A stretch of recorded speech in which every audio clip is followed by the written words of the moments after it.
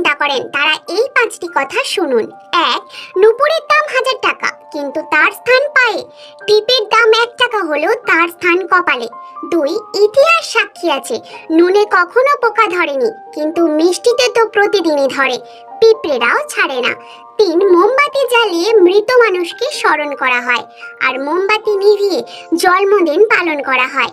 4, মানুষ সোজা পথে চলতে চায় না আর বাঁকা পথে সবারই আগ্রহ বেশি, সেজন্য মদ বিক্রেতাকে কারোর কাছে যেতে হয় না কিন্তু দুধ বিক্রেতাকে বাজারে যেতে হয়।